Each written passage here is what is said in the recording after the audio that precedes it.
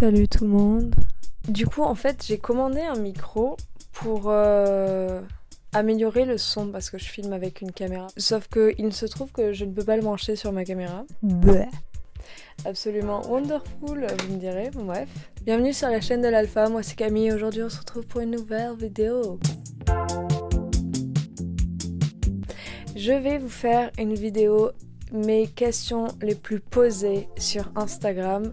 J'ai vraiment aucun souci à vous répondre à vos questions, genre ça me rend vraiment contente de pouvoir vous aider et tout. Mais il y en a, on me les pose trop souvent et je peux plus me les voir. Donc cette vidéo, vous la regardez avant de me DM. Vous regardez cette vidéo jusqu'au bout. Vous regardez mes autres vidéos sur le même thème. Et ensuite, vous pouvez me DM. Il y a des jours où je passe 2 heures à répondre à mes DM.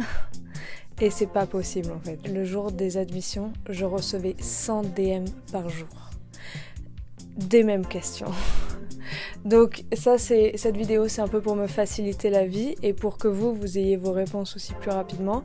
Parce que du coup, quand j'en ai 100 par jour, je mets longtemps à répondre. Mais je veux quand même vous aider. Donc je vous fais cette vidéo. FAQ et sec. Donc nous avons 4 catégories de questions. Donc, concours Sésame, choix d'école, pendant le BBA et des questions sur moi. Combien j'ai eu au concours Sésame, plus je vais aussi vous faire ma moyenne du lycée, comme ça on est tout. Le concours Sésame, j'ai pas eu mes notes, d'accord ?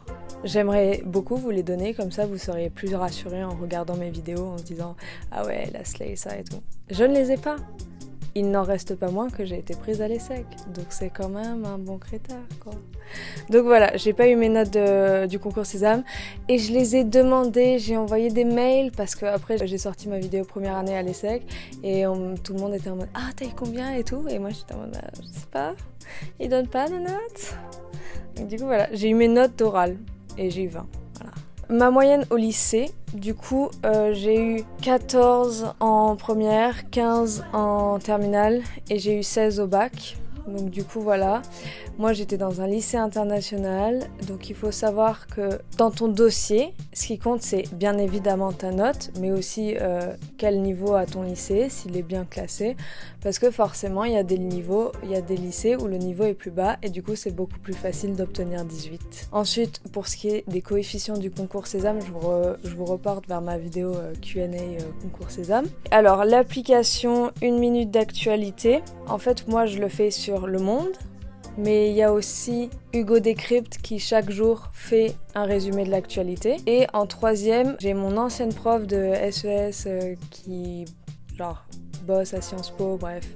Une personne en qui on peut avoir confiance, a recommandé ce livre-là sur LinkedIn. Donc du coup, je me suis dit que j'allais vous le faire passer parce que ça peut toujours être bien et toujours vous servir. Comment tu révises ? Est-ce que tu as pris une prépa ? Donc ça, c'est des questions, j'ai déjà répondu dans Q&A concours Sésame, mais c'est pas grave. Ce que je vous recommande, moi j'ai révisé personnellement uniquement à partir du livre qui s'appelle La Bible du concours Sésame et qui chaque année est réédité en adaptation avec les changements du concours. Et je vous recommande de prendre votre version à jour étant donné que à cause du Covid, le concours change juste toutes les fucking années. Donc voilà. Et donc... Si vous n'êtes pas sûr de vouloir prendre une prépa ou pas, mon conseil, c'est 1. Vous commencez avec le livre, vous le lisez entier, vous faites tous ces exos, d'accord, parce qu'il y en a pas mal. Et ensuite, si là, vous avez encore des difficultés, tu prends une prépa. Mais moi, je l'ai fait sans prépa, j'ai très bien réussi. La prépa, c'est pas une obligation. Donc, moi, je dis, la prépa n'est pas nécessaire. Après, si tu as l'argent, fais-toi plaisir. Alors ça c'est tout pour le concours Sésame parce que forcément j'ai fait une FAQ dessus. Donc référez-vous-y si vous avez d'autres questions sur ce thème-là. Ensuite, le choix de l'école. Enfin, le choix de l'école, du programme, c'est un peu plein de questions dans ce thème-là. BBA ou grande école ? Ça c'est une question que j'ai ultra souvent. En fait, déjà, il y a une différence. On ne peut pas comparer ces deux programmes parce que le BBA t'en ressort avec un M1 et un grande école t'en ressort avec un M2. Donc déjà, pourquoi comparer chien et chat ? On va commencer par ça. Ensuite, deuxième point, ça dépend ce que tu veux faire après l'ESSEC. enfin, ou après ton programme. Si par exemple tu veux faire de la finance, bien évidemment que je te recommande d'aller en grande école. D'accord ? Parce que c'est là où tu vas voir les mathématiques, la finance de manière la plus poussée. Et en plus, avec les 2 années de prépa, tu vas avoir un bien meilleur niveau en maths qu'on a en BBA. Et ensuite, un dernier point pour choisir entre les deux, c'est quelle prépa tu peux atteindre. Si tu peux atteindre une prépa parisienne, dans ce cas-là, tu peux faire genre grande école. Parce que une prépa parisienne, t'as tellement de chances de réussir que voilà. Sinon, si ton niveau n'est pas excellent et que tu peux pas atteindre une prépa qui a un minimum de taux de réussite, dans ce cas-là, bien évidemment, je te recommande de passer le concours Sésame parce que justement, il n'y a pas une sélectivité sur le bulletin, enfin beaucoup moins, et tout repose essentiellement sur tes résultats de concours. Après, si tu as vraiment envie d'aller en grande école, bah vas-y. Je dis pas que tu dois pas y aller si t'as pas une bonne prépa. Mais c'est pour ceux qui hésitent. Voilà. Moi personnellement, j'avais pas le niveau pour atteindre des bonnes prépas. Et ensuite, j'avais pas envie de passer par la case prépa. J'aspire pas à faire un métier qui a besoin de obligatoirement passer par un programme de grande école. ESSEC ou EDEC? Ça, c'est une question, je commence un peu à m'y connaître parce que énormément de personnes viennent me voir et me disent « Waouh, j'adore les 2 BBA proposés et je ne sais pas lequel choisir ». Et j'ai eu des retours d'expérience, donc j'ai des abonnés avec qui on a longuement parlé, on a débattu sur EDEC ou ESSEC, et donc il y en a, je leur ai conseillé d'aller à l'EDEC parce que je ne suis pas lobotomisée, j'ai quand même une capacité de choix et de vous dire « Bon bah compte tenu de ce que tu me dis, je pense que tu devrais aller à l'EDEC ». Après, j'y suis pas allée, donc je vous le dis juste par ce que je vois sur leur brochure, etc. Déjà, les decks, c'est plus cher. Ensuite, les decks, je le recommanderais à des personnes qui veulent vraiment avoir une expérience à l'international beaucoup plus longue que les SEC et qui veulent obligatoirement passer par la case États-Unis. Parce que à l'ESSEC, la case États-Unis, c'est... La case States à l'ESSEC, c'est réservé genre à une... centaines d'élèves. Et pareil, la case Singapour, c'est aussi réservé qu'à la moitié de la promo. Donc si vous voulez être sûr d'aller dans ces pays-là, allez plutôt à l'EDEC. Et aussi si vous avez les moyens financiers. Après, si c'est pour un tout autre objectif, moi je vous recommande vraiment de vous pencher en détail sur les 2 sites, des descriptifs. Si par exemple vous voulez faire une alternance, ou si par exemple vous voulez un programme qui a beaucoup plus d'expérience professionnelle. Donc vraiment comparer les 2 sites en profondeur. Okay ? Sur ce, comme a dit ma mère, je vais manger. À tout à l'heure. J'étais en train de répondre à ma FAQ Insta. ESSEC Cergy ou ESSEC Saint-Gap? En étant une personne qui a testé les 2, ESSEC Saint-Gap à fond. Moi j'ai adoré mon expérience à Saint-Gap. Après il y a des bémols, hein. Il faut savoir que vous n'êtes pas du tout proche de votre famille, enfin, si vous habitez à Saint-Gap de base, c'est pas trop le même choix. Mais donc ça veut dire que tu vas par exemple louper des événements de famille, ou genre pas voir tes frères et sœurs pendant longtemps, enfin ça c'est l'aspect un peu moins cool, donc peut-être pour les personnes qui sont vraiment ultra familiales et pour qui ça compte beaucoup, bah ça va être un peu plus dur de partir à Singapour. Après moi c'est vraiment une expérience que je recommande mais à 100%, genre vraiment si vous partez pas à Singapour dès le départ, essayez vraiment de faire votre max pour y aller pendant votre échange intercampus. Parce que j'ai adoré là-bas. Juste Singapour, c'est exceptionnel. Enfin, genre la ville est trop cool. Les soirées là-bas sont exceptionnelles. Tu peux aller dans des endroits paradisiaques pour le week-end. La bouffe, j'adore, ça me manque. Les seules craintes, ça pourrait être augmentation du loyer. Donc à partir du moment où vous chopez un bon loyer là-bas, genre moi j'avais trouvé un excellent appartement à 600 €. Franchement, j'aurais dû y rester tout le temps.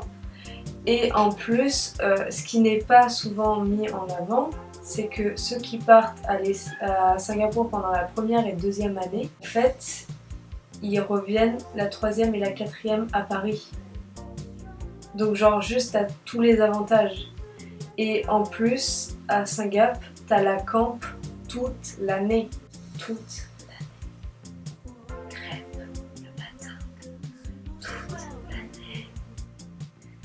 Et t'as un putain de classement. Les profs sont certes plus exigeants, mais tu ressors vraiment avec un brain, big ass brain, ok? C'est une tellement autre expérience en termes de campus, l'ambiance des campus. Cergy, c'est un campus genre américain. Il y a plein de personnes, tu connaîtras jamais tout le monde. Ce qui est un avantage pour Pécho. Mais Singapour, t'as beaucoup moins d'élèves, c'est une ambiance familiale, d'accord? C'est ultra sympa, enfin de ce que j'en ai perçu. Et tu peux pécho plein d'expats. Est-ce qu'il y a des bourses à l'ESSEC? Alors j'ai une pote qui est boursière, donc oui, a priori. Après, je ne sais pas, pour les bourses d'excellence. Donc pour ça, je vous recommande de le chercher sur le site de l'ESSEC. Et si quelqu'un a par hasard les réponses, mettez-les en commentaire. Admission parallèle ou admission directe? Est-ce que je dois rentrer en BBA à partir de la première année ou est-ce que je conseillerais plutôt de rentrer en AST? Ça dépend. Moi je conseillerais d'aller en admission parallèle. Après c'est un coût, d'accord? Donc ça veut dire que tu payes 2 années de plus. Il faut savoir que les admissions parallèles, les jurys ne sont pas moins exigeants. C'est-à-dire que vous êtes des personnes qui ont déjà des licences. En général, ils prennent le top du panier. Donc ça sera, à mon avis, plus exigeant parce que l'avantage des admissions dès la première année, c'est que ton admission dépend de tes résultats au concours Sésame et donc pas forcément de ton bulletin. Est-ce qu'il y a des passerelles pour passer en GE? Oui. Je ne recommande pas. Pourquoi? C'est des avis de professeurs que j'ai eus. Donc j'ai certains profs qui m'ont dit que en fait, je vais me faire chier dessus. Le programme BBA et GE, juste le programme que tu fais à l'ESSEC, est similaire, beaucoup. Donc en fait les GE, ce qu'ils ont en plus de nous, c'est qu'ils ont fait 2 ans de prépa. Donc c'est plus poussé. Après c'est similaire pas dans toutes les matières, hein. Par exemple finance, je l'exclus totalement. Mais il y a plein de matières où le programme est le même. Et nous les BBA, on le fait en 30 heures, tandis que les GE le font en 25, donc ça veut dire que nous on va en plus de profondeur. Donc je ne vous recommande pas de passer en GE. Et si c'est juste pour avoir genre le diplôme de grande école, bah fais-le. Mais il y a plein de personnes qui quand ils passent de BBA à GE, se font chier parce qu'ils refont la même chose. Après, j'ai jamais personnellement parlé à une de ces personnes, mais c'est l'avis que j'ai eu de professeurs. Pendant le BBA, do I recommend any books before ESSEC? Yes. No. I will answer it in English but we translate it in French and we'll do the same for the rest of the video if I have time because I'm lazy as fuck. Anyways. So as books, I can only recommend you some that teacher gave us to read during the year because I don't have like specific books that I read before entering at ESSEC because they don't recommend any. In marketing we had to read Kotler, The Principle of Marketing, and I will link you each book that we had to read in first year because after we don't really have book recommendation. Are ESSEC tests hard? You just have to study. Like if you don't study, they will be hard. But if you pay attention during the whole semester, no, they will be easy. Like there is maybe some teachers who are well known for being ass in tests, but not the majority. And if everyone has bad grades, they will add points to everyone, so not everyone fails. Do students from French and English track meet? Yes and no. They meet at parties, but they don't really mix up because they are not in the same friend groups. Also they meet if they all live in the park, the ESSEC residence for first year students. Est-ce qu'il y a des groupes de langue? Oui. Est-ce qu'ils sont bien faits? Pas trop. Mais il y en a. Donc, si par exemple tu es trop bon dans une langue, tu peux toujours demander à ce qu'on te place dans un meilleur groupe de langue. Et si c'est trop dur, tu peux toujours demander à ce qu'on te descende. D'accord? Est-ce qu'on peut faire un master après le BBA? Bien évidemment. Tu finis avec un M1, donc il te suffit plus que de faire ton M2. Après, je sais pas s'il y a des universités qui acceptent que tu fasses que le M2. Je m'y connais pas trop parce que j'ai pas encore choisi mon master et je me suis pas encore renseignée. Mais sinon, tu peux faire un master. Après, si tu veux faire un master à l'ESSEC, tu n'as pas de laisser-passer. Tu n'as pas un droit royal en mode t'as pas besoin de passer d'examen. Si, tu vas passer les mêmes admissions que tout le monde. Exemple d'emploi du temps. Alors je n'en ai plus et en plus les emplois du temps disparaissent au bout d'un mois. Après 3 mois. Tu peux avoir 3 cours par jour, chacun de 3 heures. En gros, t'en as un le matin, de 8h à 11h. Ensuite, t'en as un de 13h à 16h. Et ensuite, t'en as un de 16h30 à 19h30. Et donc, ce qui se passe, c'est que en première année, t'as un semestre sur 2 où pendant un jour par semaine, tu vas pas avoir cours. Et ce que je veux dire, c'est que pendant un semestre, tu auras que des semaines à 4 jours. Et le semestre d'après, tu auras des semaines de 5 jours. Au total, tu en as 24 heures de cours par semaine, donc je vous laisse faire le calcul. Comment est l'insertion professionnelle après le BBA? Alors déjà, tous ceux qui disent qu'on est au chômage, c'est pas vrai, d'accord? De quoi dépend ton insertion professionnelle après le BBA? Ça dépend de ce que tu as fait pendant ton BBA. Si tu t'es pas donné à fond pour tes stages, si t'as pas bossé pendant ta scolarité, si t'as eu genre aucune recommandation, que t'as créé aucun contact, c'est plus possible que tu ne trouves rien, d'accord? Mais si tu as bossé pendant ton BBA, que t'as vraiment fait ton maximum, dans ce cas-là, oui, tu vas trouver un travail. Tu n'as pas un travail sans travailler.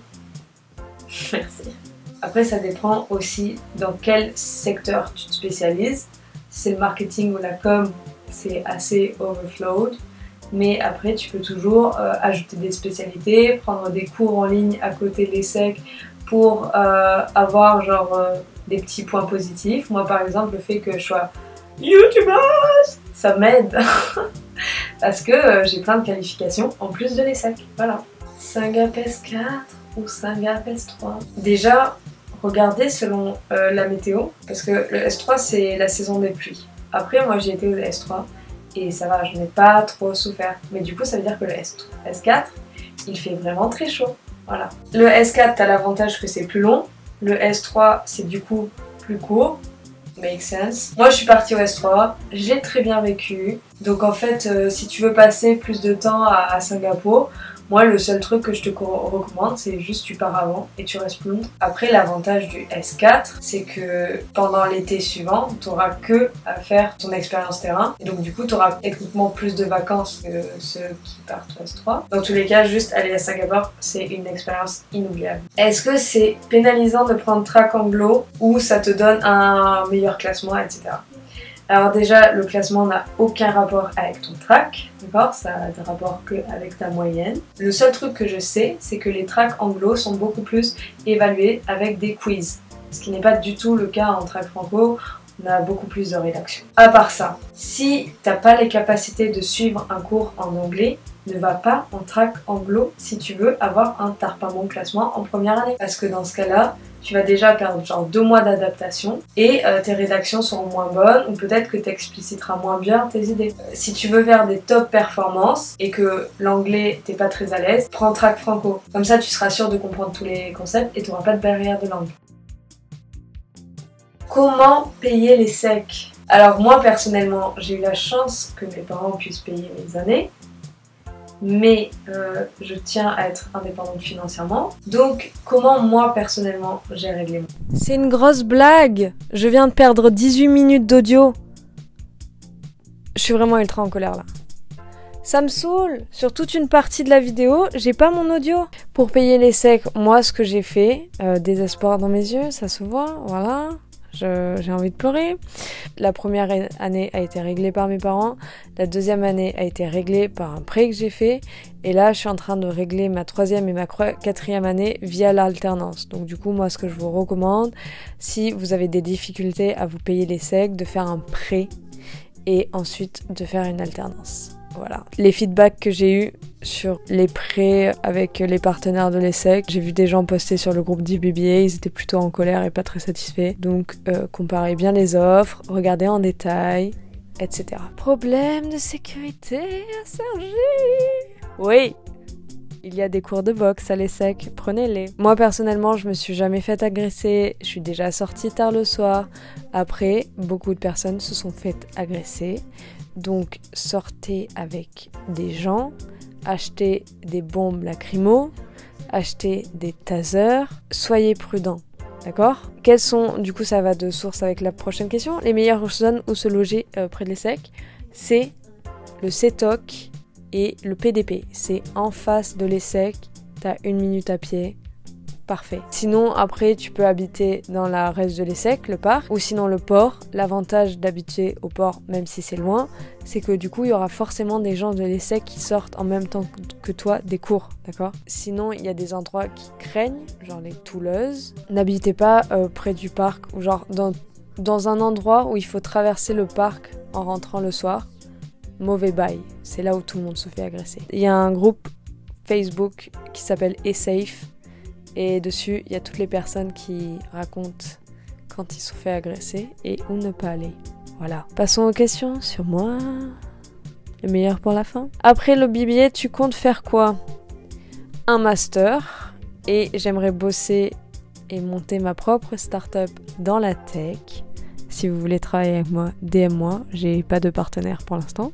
Et voilà, j'aimerais bien bosser sur l'intelligence artificielle, sur les nouvelles technologies. Pourquoi pas aussi un jour se pencher sur comment employer les nouvelles technologies au service de l'environnement? Parce qu'il faut bien que quelqu'un sauve la planète. Est-ce que l'ESSEC me plaît?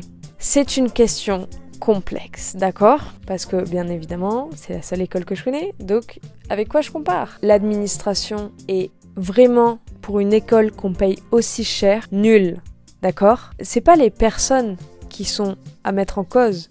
Tout le personnel est bien. Le problème, c'est qu'il n'y en a pas assez, d'accord? Et pour le prix qu'on paye, c'est inadmissible et je pèse mes mots. Le nombre de fois où on a envie de s'arracher les cheveux parce qu'ils s'organisent mal à la dernière minute, qu'on reçoit pas nos réponses à temps. Genre franchement, c'est un truc. Là, c'est pas un stade léger en mode oui, après une journée, j'ai pas eu de réponse. Ça coûte des alternances à des élèves. Je suis outrée, comme cela peut se voir.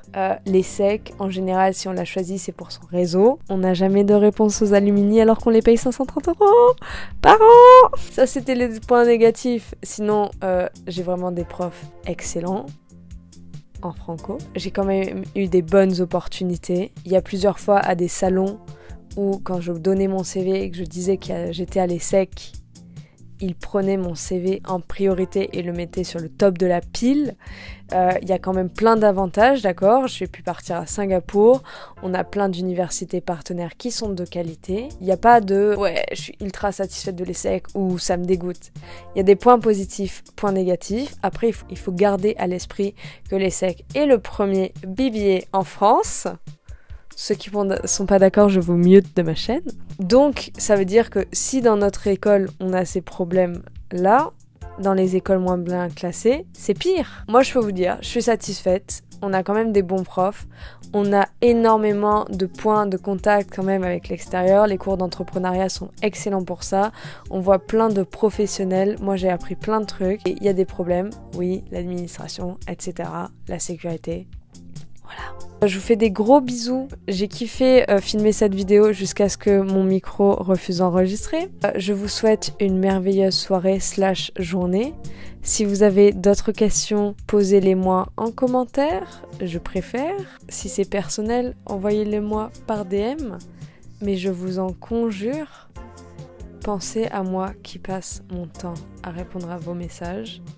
Donc d'abord, saignez ma chaîne et ensuite envoyez-moi un DM. Si vous pouviez aussi liker, vous abonner, commenter, envoyer du love, donner des idées de vidéos, ça serait parfait. Voilà. À la semaine prochaine. Abonnez-vous.